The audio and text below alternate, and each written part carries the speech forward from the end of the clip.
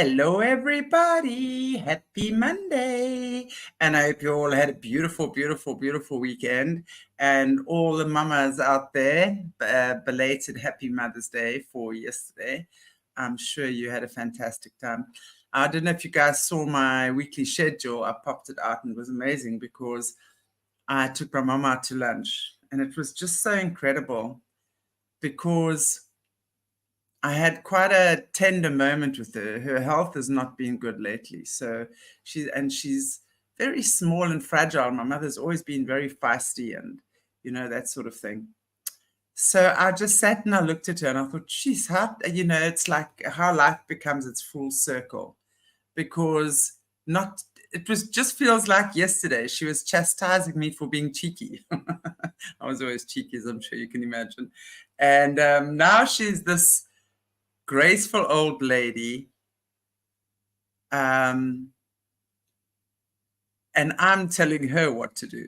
I'm her caretaker for the moment. So that was just very interesting, and it just brought to mind how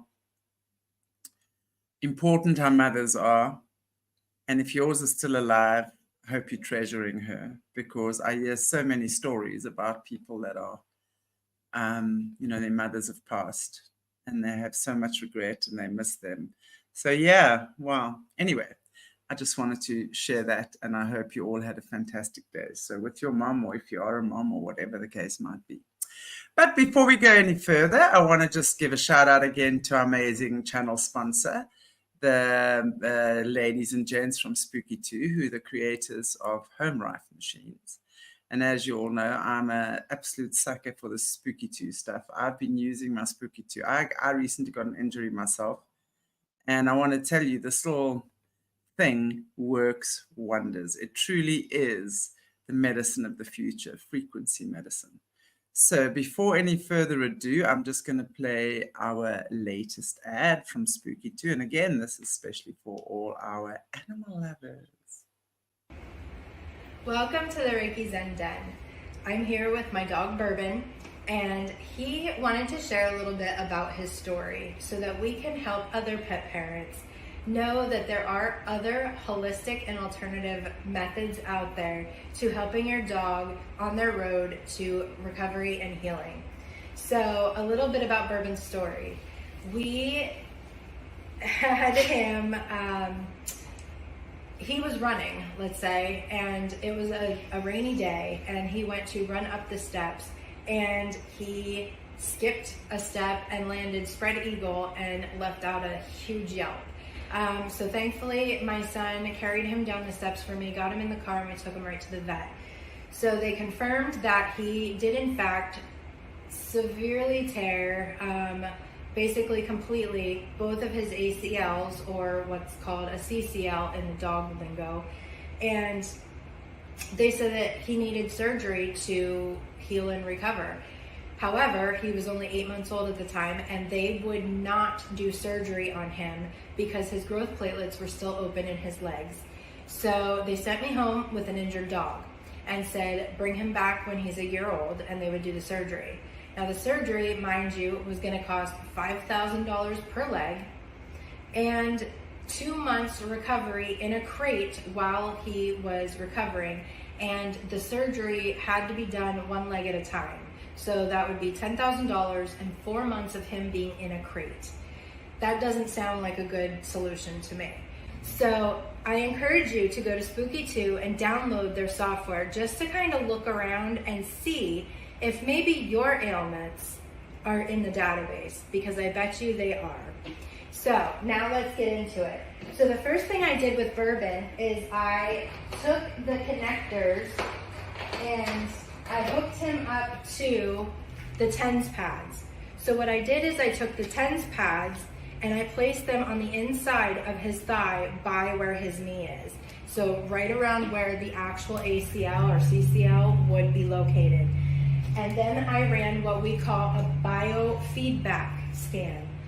The biofeedback scan in the database, what it does is it sends electromagnetic frequencies into your electromagnetic field within your body. Anything that is not supposed to be there, it calls a hit. So it records up to 10 hits per biofeedback scan. It takes about 5 or 6 minutes, and boom, you have your results. So then, once I record and save those hits, I turn around and I switch it to contact mode, keeping the TENS pads in the exact same spot that I just ran the biofeedback scan. And then I run a 30-minute contact session for him. Now, he feels so amazing when he's getting these frequencies that if I'm in messing with the Rife therapy machine and getting something ready maybe for myself or a client, he will actually come over and be like, hey, thinking he's going to get a session. That's how much he loves it, because he knows it's making him feel better.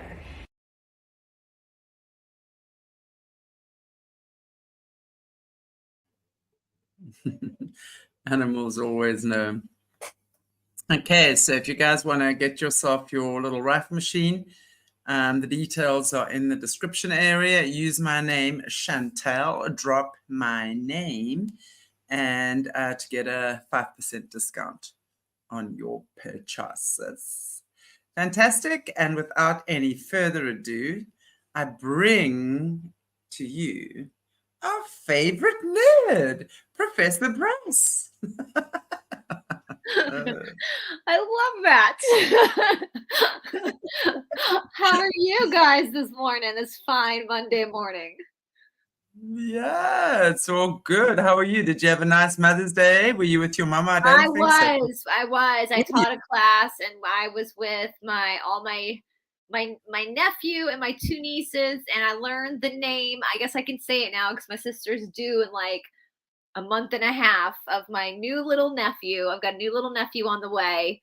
His name is going to be Matthew Boyce. Matthew from my brother-in-law's family. Boyce was my mother's dad's name. So they're going to call him Maddie. I'm going to have a little nephew named Maddie. So I'm super, super excited. My grown nephew and nieces, they're preteens. They're hysterical. I got to hear all about my niece's crushes yesterday. She was in the car with me. We were going out to eat. She drove with Aunt Bryce, and she sat in the car and she told me about all the boys she had crushes on. Y'all, she's almost 10 and she's already got all the crushes on all the boys. And I just loved it. I loved it. Yeah, well, my granddaughter's 11 as well, and she goes, no, I'm too young to have a boyfriend. I go, have you got a boyfriend? No, Granny. Oh, Jacqueline will tell you. She will tell you everything. She tells you the color. I mean, she's studied the boys that she has crushes on. She knows the detailed color of their hair, their eyes. I'm like, I'm glad you got good grades in school, because the way you talk about these boys, I don't think you're paying attention to anything the teacher is. Exactly. So there should be a whole lot more studying going on at school. Really, at the end of the day, I mean, I remember I was at a co-ed school as well. And man, when those boys in your class, and especially the beginning of the year, and there's handsome ones that arrive, I mean, you can't help. I know. Googly-eyed over them. My niece, I mean, my niece is very, she has very dark hair. Her dad's family's Italian, so she's got the Italian dark hair, but she has these big blue eyes that just offset. So she's quite a little cutie herself, and she's funny and she's smart. And I just can't get over how fast they grow. I told my sister yesterday, as she was like hobbling into the restaurant with her belly out to here, I was like, you've had enough kids for the 2 of us. So yeah, exactly. So yeah, it was a wonderful, wonderful day. And of course it's getting hot here. So cold, yeah. So you guys have stolen our sun again. But it's okay. It's okay. I know you've had a particularly cold winter, so we don't mind sharing with you. So I hope everybody watching had a good Mother's Day too. So I'm glad to see that most people celebrated. I saw a bunch of clips where someone's like, today is for mothers, not men pretending to be women. Your day is April 1st. That's your April Fool's Day. That's your I saw that. That is so funny. Yeah. Oh, but speaking of which, have you seen, it's been doing the rounds on social media, this man with long hair and a beard and plucked eyebrows and just being given this tiny baby. Oh. And they're this man, and I don't know, they're sending this all over social media. I seriously think it's meant to upset us, because this is the most, I mean, you know, honestly, with all the shows I've done on the trauma of adoption, right? And that little baby has been adopted from somebody, right? And it's all at once is its mother. And it gets a big, hairy, greasy boy. Yeah. That's pretending to be, oh man, that just breaks my heart. I can't begin to tell you how disturbing I find that. Yeah. Anyway, you know, these indeed are crazy times, so we just got to pray for that, honestly, and just something along the line has got to give, because that is not okay. And by the same token, you know, I don't also want to say that gay men or men who love children cannot have children. So, because I think they would oftentimes be so good with kids, but they are not women and they are not mothers. Right. And that child, you got to stop thinking about your own selfish freaking needs. If you as a man have chosen not to have a wife and a family, I almost want to say that you negate the right to actually have your own family, because it's not about you, it's about the child. And I know I don't want to, you know, I don't want to upset anyone with this, but actually you got to think about the child. Adoption in itself is a traumatic thing for the child, because remember, when the child is born, it takes them 10 to 12 months to energetically wean themselves off. That's why a baby actually needs to be nursing and sleeping with its mother and carried on its mom's pouch, you know, whatever, for the first year of its life. That's how the child adjusts, not just ripped out of the womb and plonk into a hairy man's arms. It's just horrific. I'm sorry. I can't actually pretend that I'm okay with that, because I'm not. But I do try and think about the people that want children so badly, and maybe there are children that need families. But then you see how they, you know, with these men and women and all inverted families, and now the kids, they're turning them in the same way. I'm sorry, I do not agree with that. There are two genders, and that's the way it is. You're either gay or you're straight, no problem. Yeah. And if you want to be transgender, that's fine. But transvestite is not the same as transgender. I mean, if you look at people like Blair White and Alexis, the British girl, I mean, those are genuine men who've become women, and they are more girly girl than many of the women I know. Blair White looks better than most. I mean, I look at her Instagram. Blair White is a hottie. I mean, Blair White is a hottie, you know. So you could. Yeah. But I just think, you know, but you know, the thing is that Blair White has a lot of respect for women, and she understands the plight of women in these situations, in these instances, you know. But anyway, this is, I know I digress, but I mean, I will say I started my period this morning, and every woman out there knows how you feel when you've got to go about your day once a month with this. And blessed and gross and gross, and then just and people like, if men actually experience this, then we would have a week a month off. Like, there would be, you know, but that's just, women go through a lot. And you're right, Blair White is very complimentary. And I will say I have a lot of male friends who are gay who've talked about adoption, but they're very well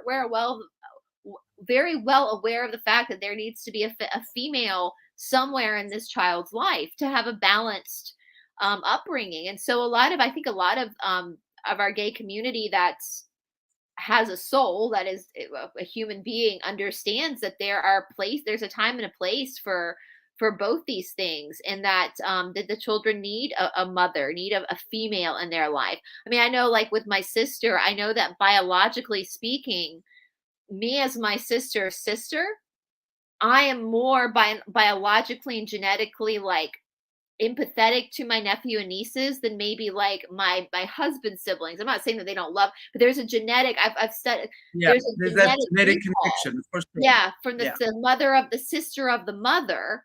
My sister and I were both in our mother's womb together. Our eggs were together. There's these just genetic connections. That's why a lot of aunts, like if something were to happen to my sister and brother, I know that I would have to take a lot of responsibility for I'm not saying I don't think anything's gonna happen to him, but I would have to take a lot of responsibility for my two nephews now, my two nieces, because genetically speaking, I'm the closest thing to their mother that's not their mother.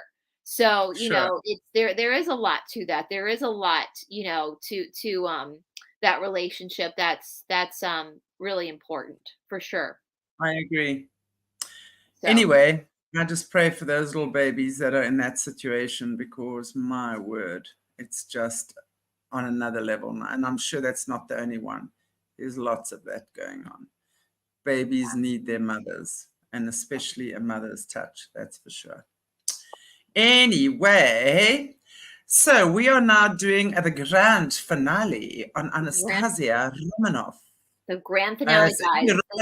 yeah, the Romanovna, isn't it? Romanovna.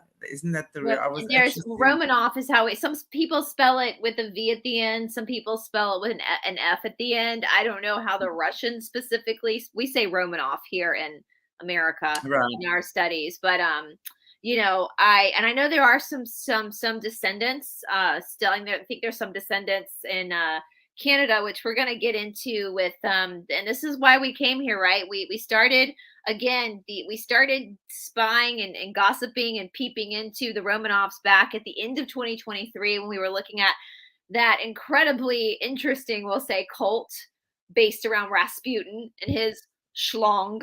And that brought us to the grand conspiracy, right? Like I think especially before 2020, before or 2016, before so many conspiracies started to swirl about, I think this conspiracy of Anastasia Romanov has been one that's kind of been a global conspiracy. And so I just as I do, I want to know, like I'm tired. I'm tired of like hearing people say, well, I heard it from so and so. I heard it from so and so. Well, that's great, but that's just hearsay. Like, what does the research show? Like, what I found. And so as you guys know, we've gone over the whole Romanov dynasty. We've gone over the whole from the original Michael Romanov, whose aunt was also named Anastasia, all the way. We talked about all these. I mean, these nuts. Like, talk about family trauma and family gossip. I mean, hello. I don't think any of us have a lineage quite like the Romanovs do. And here we are at the very, very end. And as I said last week, we talked a lot last week about the build up to that night of what happened on the 17th of July, 1918, when there was a death warrant issued for the whole Romanov family. And I want to remind you guys that when we're looking at the conspiracy of whether Anastasia, what I didn't know, because growing up, I just heard about Anastasia Romanov, is actually there were conspiracies about all of them. And a lot, there were people claiming to be imposters. Over I have 230 Romanov imposters. And that is what actually really shocked me, because we only heard about Anastasia, and in the quote unquote Telegram truther community, there's this huge conspiracy out there, which I personally believe is absolute junk conspiracy, that Melania Trump is somehow like the granddaughter of, that she's a Romanov. And regardless of how you feel about Melania Trump, my first question is, can't she just be Melania? Like I had that one time where people literally thought I was Princess Diana, which at first I laughed at that, but then it pissed me the F off.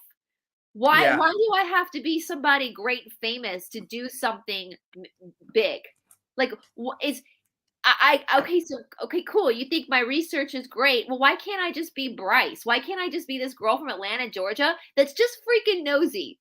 And I put my nosiness and petty. Like, why can't I just be someone who's good at snooping and decide, you know what, I'm going to put my snooping abilities to good use, right?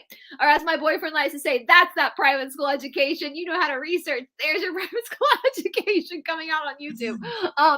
Why can't I just be just a normal person from Atlanta, Georgia that just decided to open it? Why do I have to be somebody famous wearing a mask? I'm not wearing a mask, you guys. Like, why do that? So I beg you guys, like, to consider, like, are you putting the greatness of the human potential In your mind, do you think human potential or greatness of human potential only lies with those who are famous? Why can't just a regular person do something great? Why can't Melania Trump? That's the illusion. That's the Yeah, delusion. That's where people go, they delulu. Delulu, Because absolutely. yeah. Why are you sitting around waiting for JFK Jr. to come save you? First of all, no one's going to save you but you. Second of all, that puts a lot of pressure on somebody else's shoulder to worry about you when they're trying to worry about themselves. You know, that's just kind of anyway. So I want to talk. So I saw a comment on a comment once that I thought was great and really sums this whole Anastasia Romanov debacle. It really sums it up. Sometimes it's much easier to assume that you are a somebody than accept you are a nobody. we all, and I think if we all just, and I was talking to my students once. I was like, part of spirituality is realizing you're just a nobody. That we're all somebodies. We all have essence, but we're not. There's no pecking order. On the positive polarity, there's no pecking order.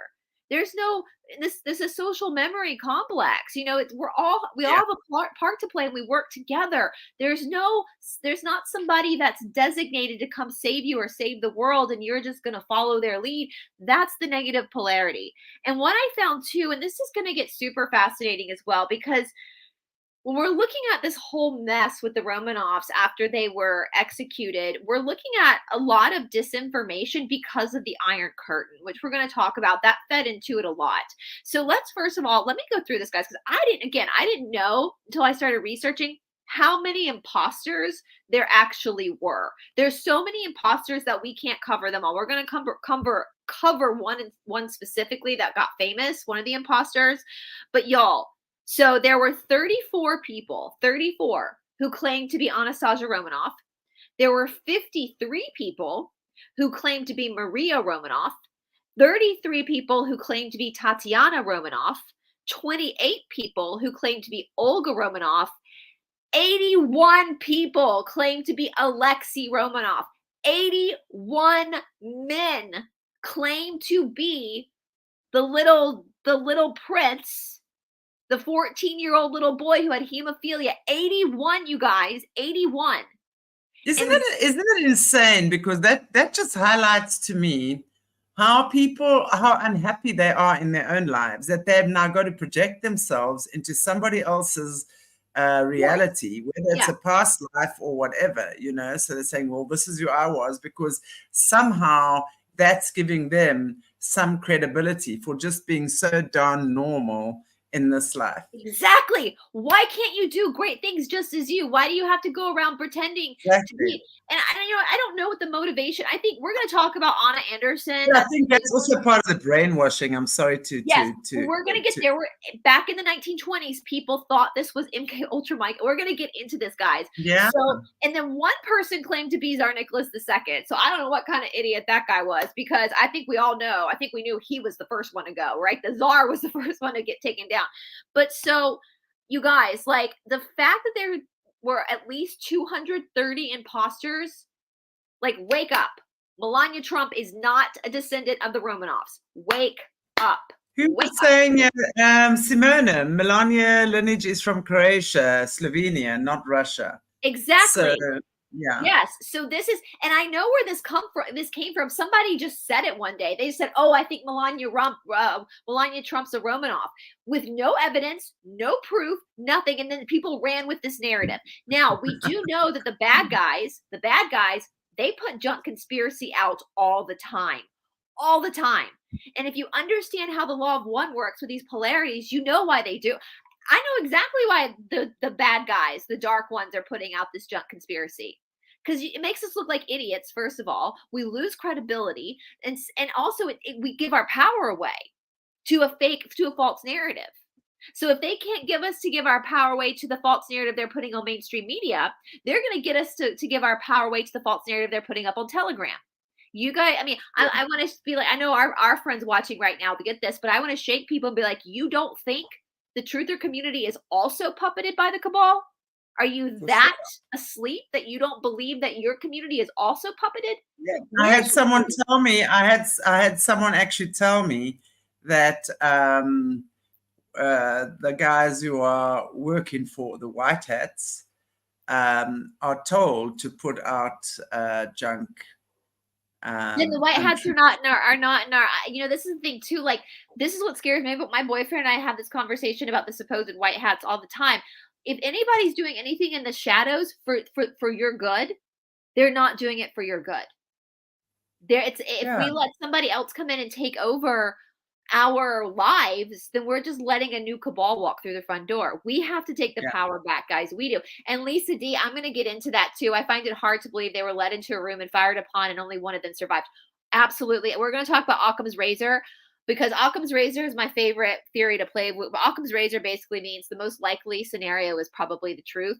And so I'm going to talk about that, because now again, I want to go back to the night of July 17th, 1918, the night they were executed. Now we know now in 2024, we know now what happened that night, because the Berlin Wall fell in 1890, the USSR crumbled, and all of a sudden we found there's a lot of rubbish, that junk rubbish that's put out there. We'll get into that more, because this is something, I mean, this has been bothering me for a long time. So after the Berlin Wall fell, after the Soviet Union collapsed, we got a lot more information from journals that were kept. I mean, but before before the USSR fell, it was all speculation, because the Iron Curtain, I mean, I think a lot of our friends watching right now, you guys remember when the USSR was in full spring, we didn't get any, there was not a lot of information coming out of the USSR. So to find out what happened to the Romanovs was not top on the priority list. But we knew something had happened. I think people assumed that the family was executed, but I think people mostly knew for sure Nicholas II was executed. After all, he was the czar. But I think what was stumping a lot of people is like, well, what happened to his wife and children? Like, surely to God, they wouldn't just kill children too. You know, I think normal humans would be like, surely to God, they didn't, you know, which of course that is exactly what they did. So now the remains of the Romanovs, or 5 of the Romanovs, were found in May of 1979, but they were found by a local. But he didn't say anything, obviously didn't do anything until 1991, because again of the USSR, and the bodies were pretty easy to find. So let's kind of start with that, the night of the execution. So the night of the execution, it was not organized, right? Like this was kind of a hatchet job, because we spoke about this last week. These guys that were guarding at the Apatit house, the house where the Romanovs were being held, they were not trained military men, right? They were just like kids who got swept up in this radical belief system by the Bolsheviks. And so they had like no training. Now, back in the early 20th century, I can imagine most people probably knew how to work a rifle, just because of the way life was. Probably a lot more hunting back then, just because of, especially in Siberia. So it's not like they didn't know how to work these. I don't want to say the G word on YouTube, because I know that it's a word they don't like, but they weren't trained marksmen. And as you guys, if you remember from last week, one thing that I guess silver lining, what I saw about, you know, it took them a while to actually, no pun intended, but execute these death warrants, because they had to go through a couple of rounds of guys, because a lot of the Bolshevik revolutionaries that they assigned to guard the Romanovs were totally fine executing the Tsar, but would not refuse to touch the children.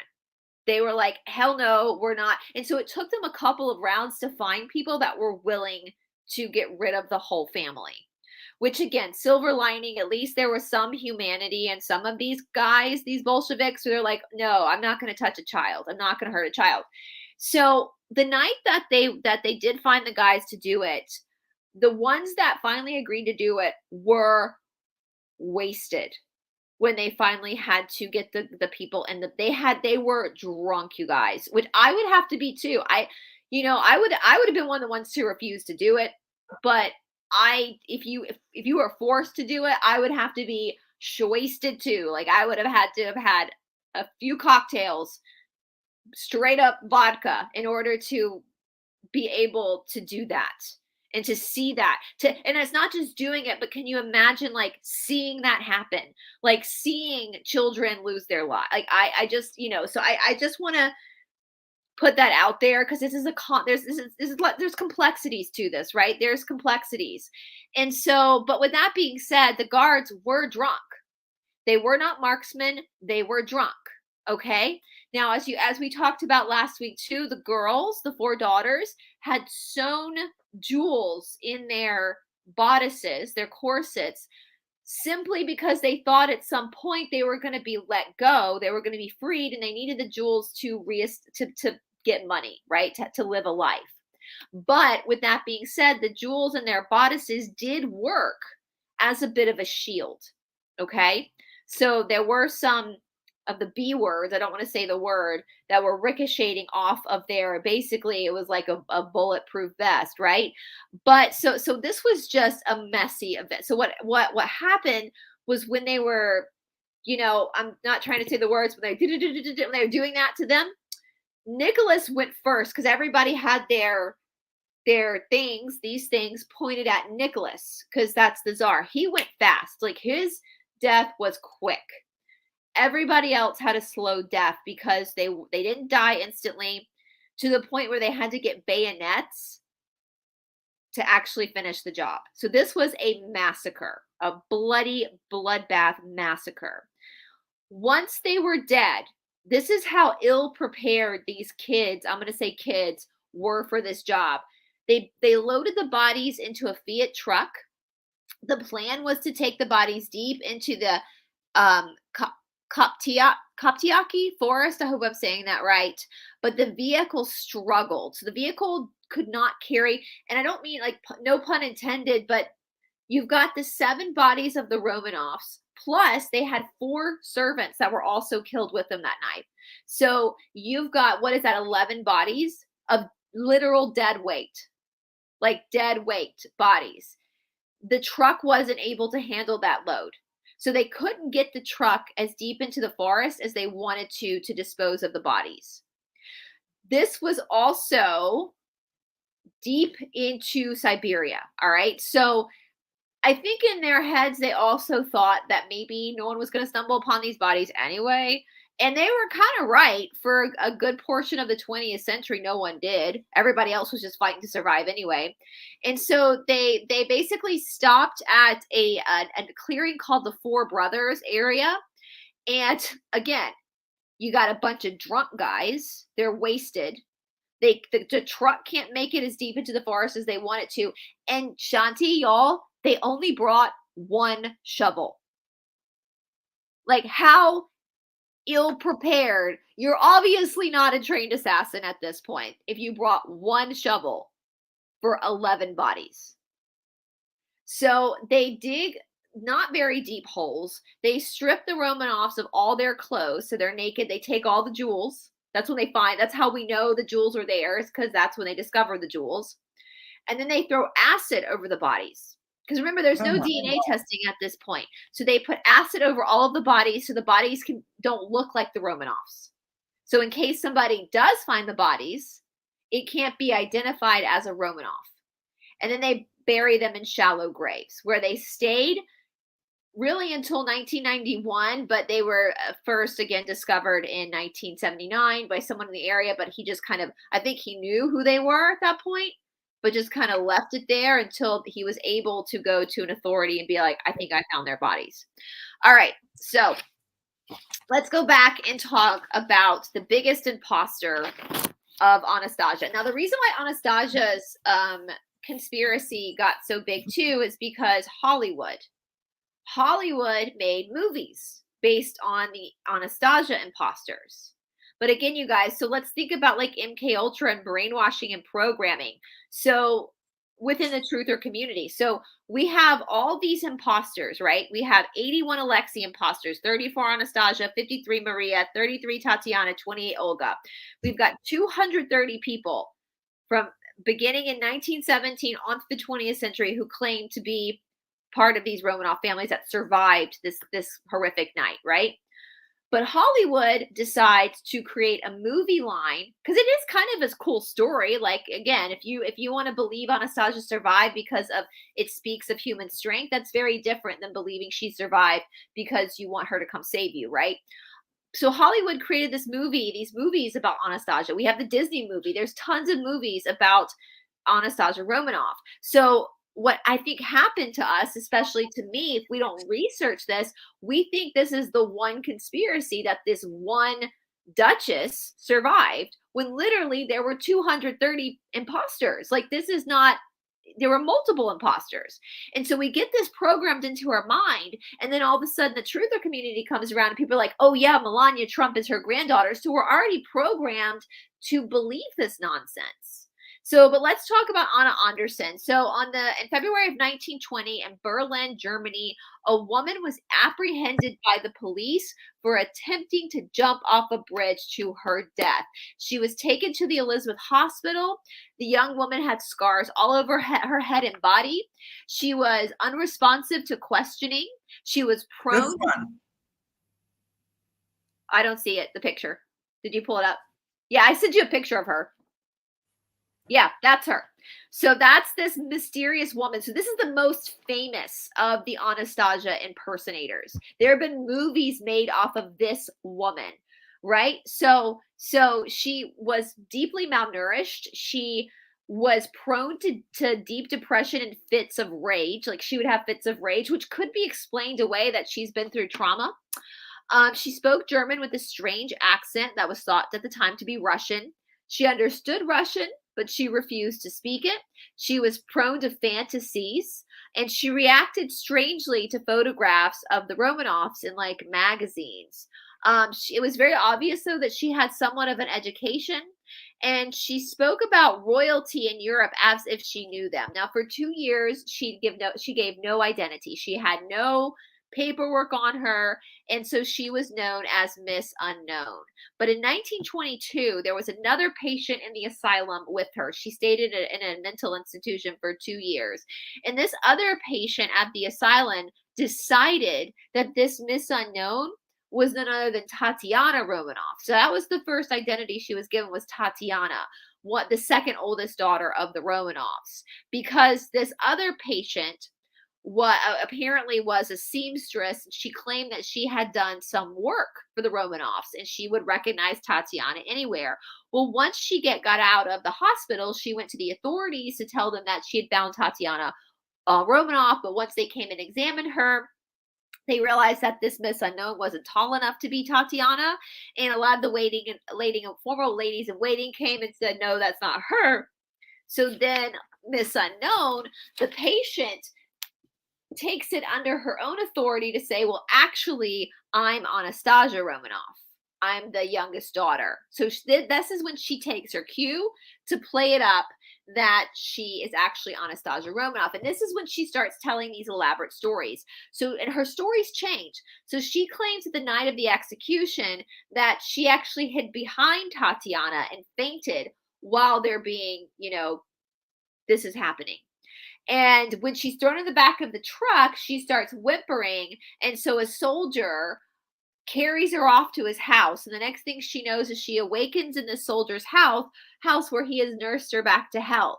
Well, this soldier and his family apparently run off with her to Romania, where when the wife dies in Romania, that's when she escapes to Germany.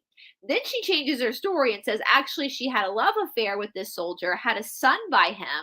And then when the soldier was unalived himself in Romania, that's when she ran off to Germany. So her story keeps changing. Now, interestingly enough, the name of the soldier that she gave is not on any of the rosters, not on the Bolshevik roster, or not on any journal entries of who is actually at the Ipatiev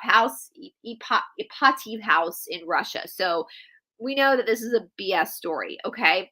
Now, but that's basically, but in this point in the 1920s in Germany, now at this point too, this is when we first hear whispers of some grand conspiracy done by the government.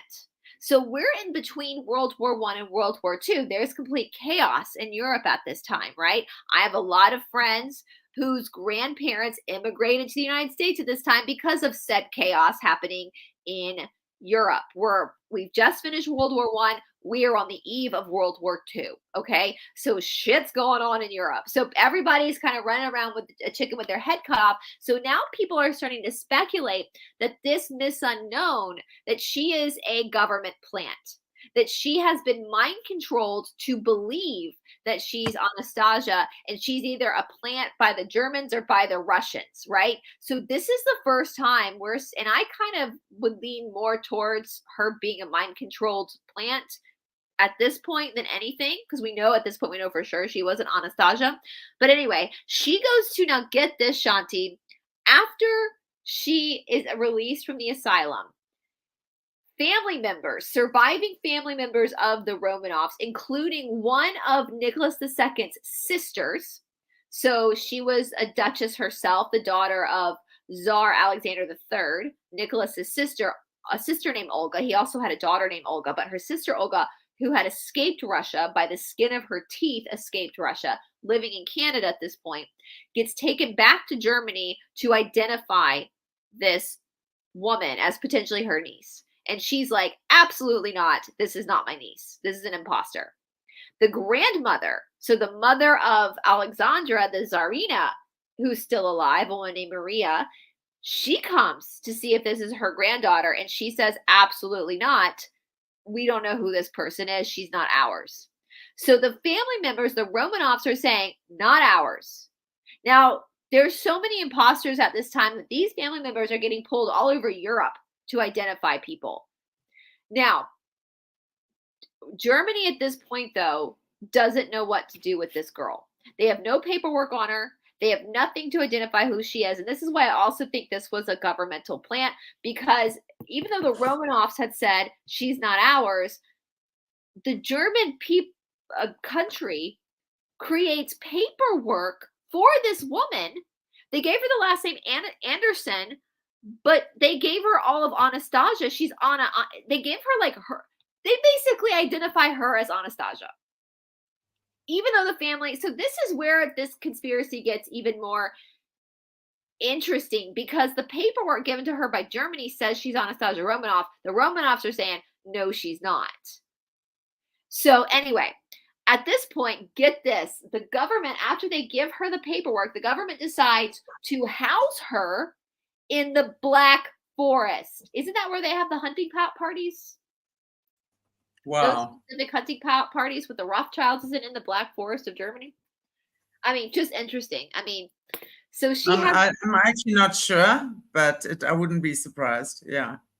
So she lives in seclusion in this house, like the government, like almost like a protection program, and she's living out this fantasy that she's Anastasia. Well, in 1968, before we get that, let me go through some interesting physical information. So the first thing you do is look at our ears, and our ears don't change, right? So like you see my ears, I have very RH negative ears where I have a connected earlobe. So if somebody's saying they're me, they can look at their ear and see if the earlobe is the same, right? It's kind of like a fingerprint. So this Anna Anderson girl did have very similar ears to Anastasia Romanov. However, her eyes were different. So back at this point, there was black and white photography. So it wasn't super clear to see people's eye color. Now, Nicholas II, who was known as a very good-looking czar, he had very piercing blue eyes. Anna Anderson also had piercing blue eyes. So people just assumed that this was Anastasia Romanov because she had her father's eyes. But what we know now is that Anastasia Romanov had her mother's eyes. She had more of a grayish eye. So the eye color would have been a dead giveaway that this was not, I don't think they were messing around with colored contacts back then. So anyway, just wanted to put that out there. But nonetheless, in 1928, the remaining Romanovs issued a declaration that Anderson was an imposter. They also had so many people claiming again to be the Romanovs, they had to set up a data bank in Switzerland just to keep up with how many people were claiming to be the Romanovs. And the reason why none of this is clear, you guys, again, is because there is an iron curtain over Russia. Nobody can get information. So you know, we know at the top of these pyramids are the puppeters, but for most of the people I think involved in trying to figure out who these people are were probably decent people just trying to help in any way they could, right? We have to remember that. So now in 1968, Anna Anderson moves to the United States. She married an American in Charlottesville, Virginia. Her husband was 20 years younger than her. He was a history professor at the University of Virginia who loved to study royal genealogy. So he was obsessed with this woman. Like, we're talking about two delusional people getting married. I mean, I think they're both batshit crazy, but I would have loved to be a fly on the wall in that house just to see what kind of wackadoo shit was going on in their house, because he went around Charlottesville telling everybody that he was the son-in-law of the czar after he married this woman who was 20 years older than him. And I watched footage of them. They're both no longer alive, but I was watching footage of them. And it literally was like this man taking care of his grandma because she aged really, really rapidly. It was weird. It was weird. So in 1983, while living in America, Anna Anderson is institutionalized again in a mental institution. A few days later, she's admitted, I don't know why this is crazy, y'all. Like, this is why I would love to have been a fly on the wall in these people's houses. The husband that thinks he's the son-in-law of the czar kidnaps his wife from the mental institution. This is why history is so fun, you guys. Like, this shit is petty and it's hysterical. He kidnaps her, this old ass woman. Like, she's old at this time. How do you kidnap a woman that can't even move that fast with a walker from a mental, like, how did that even happen? That's what I want to know. Like, how the hell did they get past the guards at the mental institution? He kidnaps her. Gallivant for a few days. They drive for 3 days. They gallivant around Virginia, eating food and sleeping at gas stations. Like, if she was Anastasia Romanov, how the mighty have fallen. She's eating Twinkies from the gas station. It took 13 police officers to re-apprehend her, to bring her back to the mental institution. Like, why didn't we study this in school growing up? Because this is fabulous. Like, this is like, again, this is a history professor at the University of Virginia. This is not some like Joe Schmo. Like, he's pretty respectable dude. University of Virginia here in America is one of the best universities to go to. Like, it's hard to get into. So the fact that like this history professor is kidnapping grannies from the mental not just the hospital, but like the mental institution. Oh my gosh, yeah, that's quite cray. They couldn't have been driving that fast because, you know, like what, like 10, like putting down the streets the next gas station to get like Twinkies and potato chips to eat. I don't know. But anyway, she ended up passing away on the 13th of February, 1984 of pneumonia. Now, her body was cremated, but back in 1979, the same year that 5 of the Romanovs were found, she had surgery on her intestines, and with her permission, they did take some of her tissue in case DNA testing would become a thing so they could preserve it. So they have her DNA. All right, so just remember that, even though she's long gone now, so is dying too. They both pass away in their delusion. Like, they both pass away in their delusion. So 1991, they exhumed 5 of the bodies. They had 5 bodies, a grown man and a grown woman, so the Tsar and the Tsarina, and 3 young teenage girls. So they weren't sure which of the daughters these were, because we have 2 children still missing. All right, so the fact that in 1991 they only had 5 bodies, and they knew it was 3 girls. So 1 girl was missing, along with Alexei, the son, was missing. This helped fuel the conspiracy that she had survived, right? Because they only have 5 bodies. Now, they use the mitochondrial DNA, which is from your mother's line. That's a very common DNA to use. They did match it with Prince Philip because his grandmother was the sister of Alexandra Romanov, the Tsarina. So his DNA did match. Now, again, we know Prince Philip is a shady character himself. I get that. And then they did at this point test the tissue from Anna Anderson against the bodies and against Prince Philip, and of course it didn't match. Actually, she pulled up as some like peasant from Poland. She was literally, I mean, a nobody. Like literally, like she just was some she had a delusional disorder. She had psychosis, right? So anyway, a few years later, not far from where the original 5 bodies were found, they did find 2 more bodies, badly burnt bodies of Alexei and another daughter. Now, here's the kicker, guys. The other daughter, the other body who was with Alexei, that was Maria. So the whole time they had Anastasia's body. Anastasia, Olga, and Tatiana were part of so the 5 bodies originally found were Nicholas, his wife Alexandra, Tatiana, Olga, and Anastasia. The 2 bodies who were missing were actually Maria and Alexei. And they were able to determine all of these were the Romanovs. And on the 15th of August 2000, the Russian Orthodox Church canonized the family, which I have a problem with that. Anytime you canonize or saint somebody, that's a negative polarity. Please, for the love of God. I was telling you offline, Shanti, we were chatting about the baptisms for the dead from the Mormons, because I love that Jesse talked about that, because how rude. Like, after I die, don't fucking baptize me. Like, no, rude. Leave me be.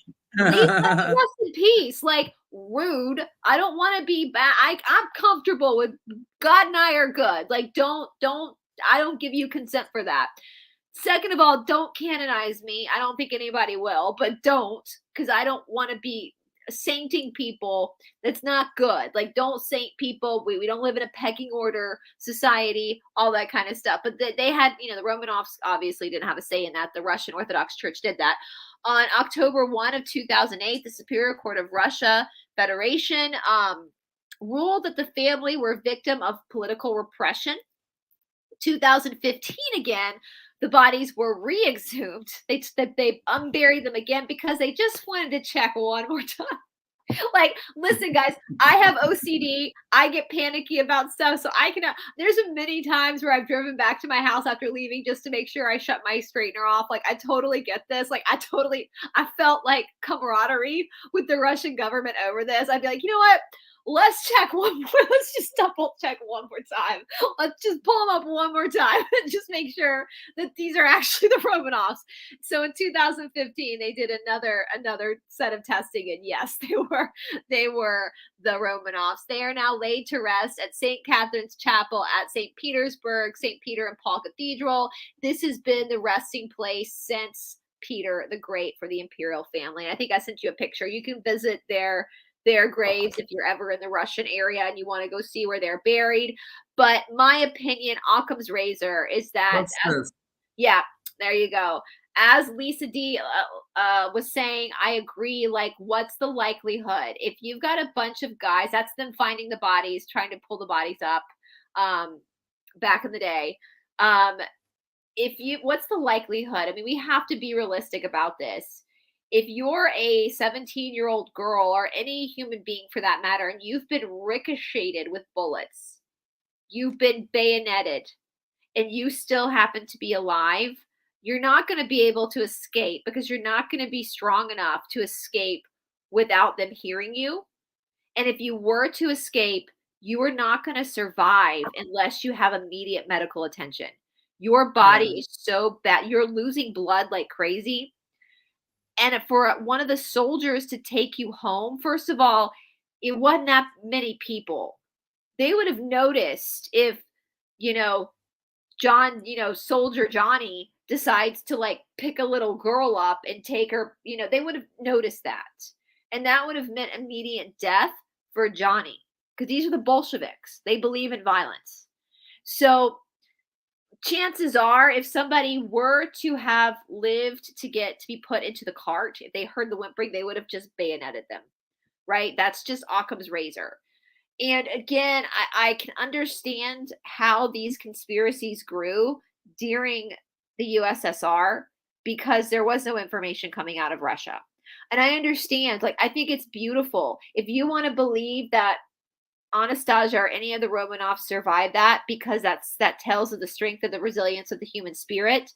Amazing. I think that's amazing. But if you want to believe this because you think Melania Trump is somehow her granddaughter and she's going to come in and save your ass, first of all, the Romanovs, I'm not saying Melania is bad. Everybody has to be judged independently, but you don't want any of the royal families coming in and taking control of your life. I mean, honestly, have we learned nothing? I don't want the Windsors, Mountbattens, whatever they're called. I don't want the Valois. I don't want the Bourbons. I don't want the Romanovs. I don't want any of them coming in and saving Right. me, because that's never a good thing. If you allow somebody to take care of you, then you allow somebody to control you. So, and yeah, Lisa D, even if Melania were related, so what? That's my thing too. It's like, okay, let's say John F. K. Jr. did survive. He is alive. So what? What has that got to do with you? If you're John F. Kennedy Jr. and you survived an assassination attempt, you need to be protecting yourself and your family. You don't need to be worrying about anybody else, because it's our responsibility to take care of ourselves.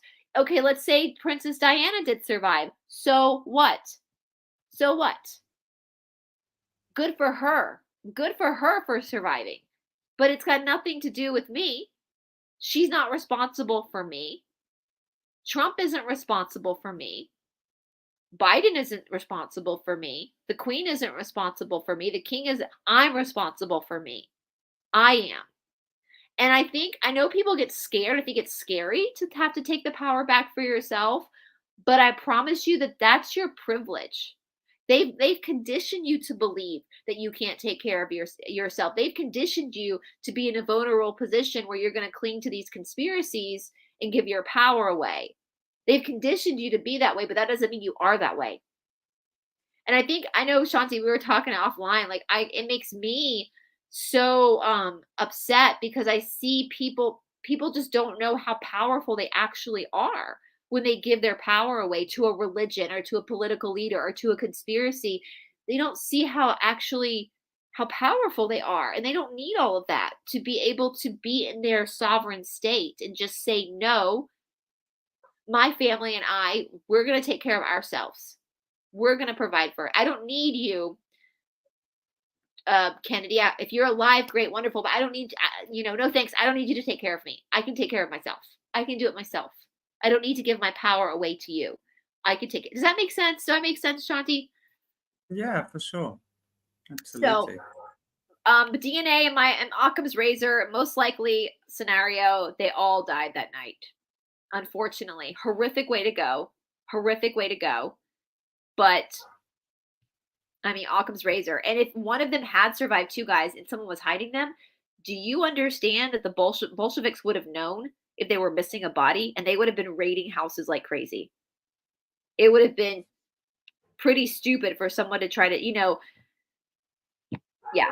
So anyway, so that concludes the Romanovs. We did it. We got through the Romanovs. That was juicy anyway. But yeah, I agree. I don't believe that she survived. No, unfortunately. I think, yeah. And, but again, we given these conspiracies, and as you said, those of us with the eyes and the ears to know, we can look a little bit further and hear a little bit deeper and think a little bit deeper as well. Yeah. So yeah, no, I don't think that was the case. So I think, and just let Melania be Melania. Again, I would ask yourself that same question. Like if you start to find yourself getting caught in this conspiracy, like, why can't normal people do extraordinary things? Like, why do they have to be always projecting it onto somebody else? Right. That's nonsense. It's part of the dumbing down process, and it's part of us being disconnected from ourselves. It's part of us not believing in the power we as the normies or the peasants hold. And very often it's us that actually hold the greatest powers individually as well. 100%. It's unrecognized. So each person just needs to go and figure out what your superpower is, because we all have one. Yeah, 100%. Guys, yeah. So next week we will have this time slot. we're going to have Asia Rain on again with So Bryce excited. and I. She's an amazing woman. And if you guys haven't watched my first interview with her, in fact, I've done 2 interviews with Asia Rain. She was the girl that was trafficked through the Mormon church when she was young, and she's probably about my age now.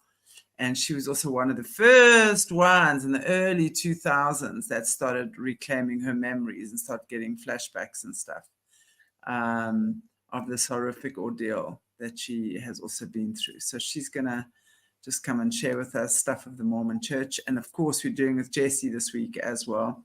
I was about to say, can I say, Shanti, I went and watched your episode with Jessie this weekend about decoding the Mormons. Like, y'all, I was like, yes, Jessie, yes, girl, when she was talking about baptism for the dead. Have you seen the negative backlash? People accusing me of being a hater and accusing Jessie of telling blatant lies. I'm going, people. She's not lying, guys. No, have we not understood yet the Mormon church is one of the 5 pillars of the Illuminati, which means their teachings are innately satanic. Yep. We cannot get away from that. So it's really just showing me yeah. We're gonna look at the Cassiopeians and what they have to say about Joseph Smith. Like, we're gonna this is blatantly service to self.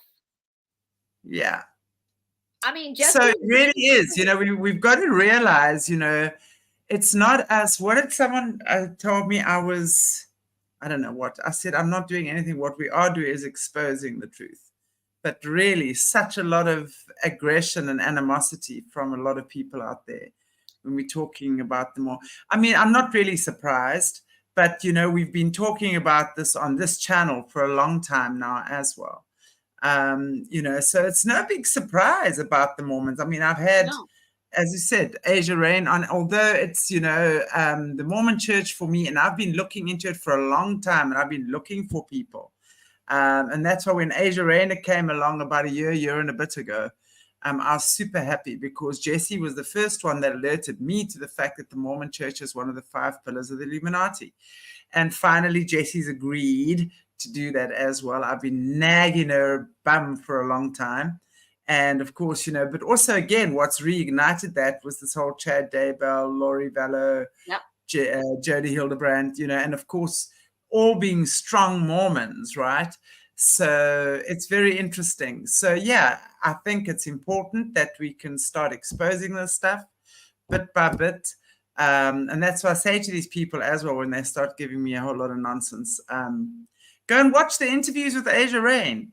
Jessie's not making this stuff up. Yeah. Well, here's the thing I learned too, like I've said before, that there are things about the Mormon church I won't be able to learn because I've never been in the temple and I'm not a Mormon, so they won't let me in to see. But on the other hand, Mormonism is a religion of secrets. And for me, as somebody who isn't a Mormon, there are going to be things that I'm going to find because I'm looking for them that a Mormon might not even think to look at because it's a religion of secrets. And so everything Jessie talked about, the Melchizedek priesthood, like everything, that is stuff I have seen and researched. So I would beg you, I mean, we see it with the Christians too, just research your own religion. If it's the truth, it can stand up to scrutiny. If something is the truth, it can absolutely stand up to scrutiny. If it's a lie, it cannot stand up to scrutiny. So if you're afraid to scrutinize your own belief system, then chances are your own belief system is based on lies.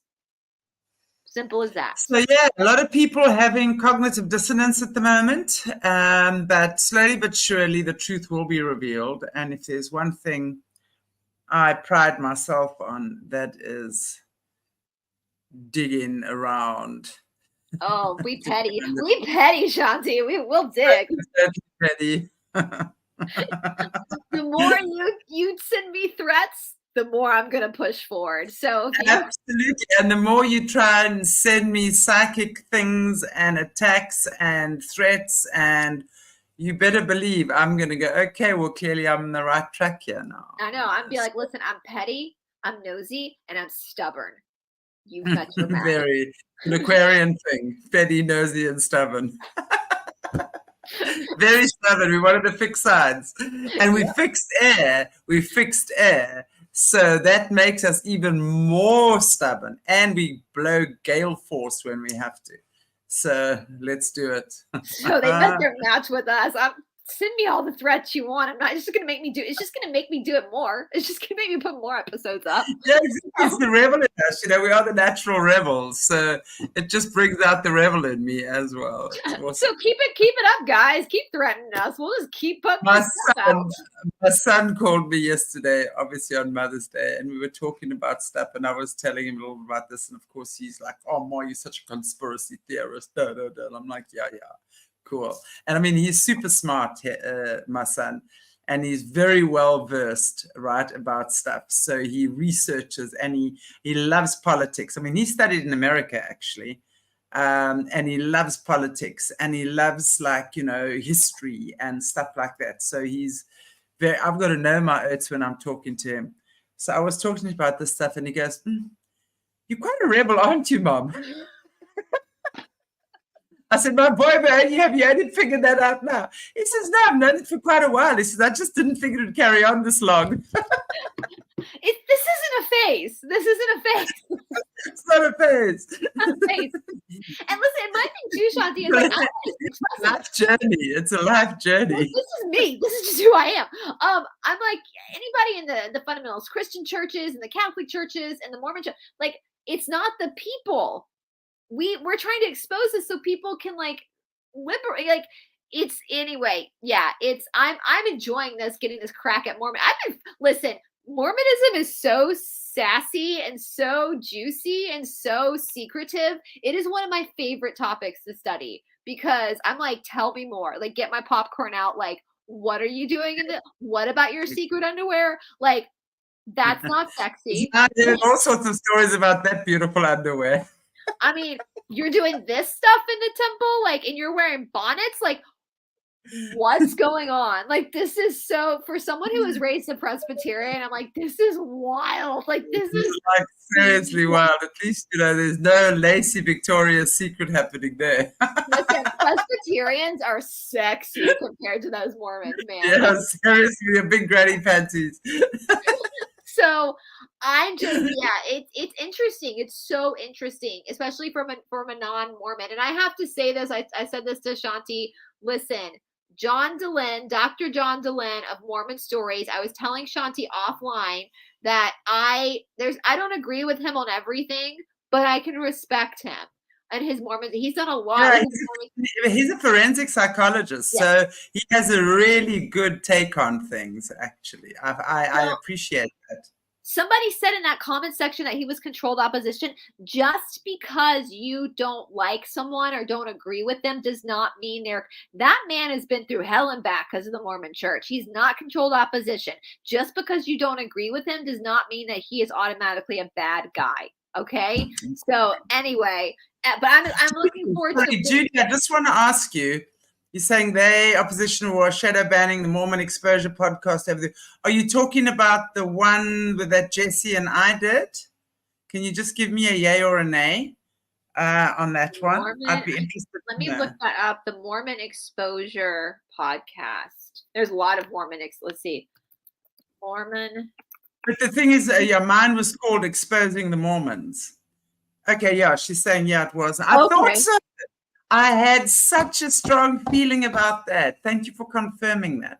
I was like, the show is being held back. I looked at it. I looked at the comments. I looked at the views. Normally we've got the high views on something like that, but we will not. Please, guys, share that, share it. Everyone, if you want to, please just do me a favor and share Jesse and my talk.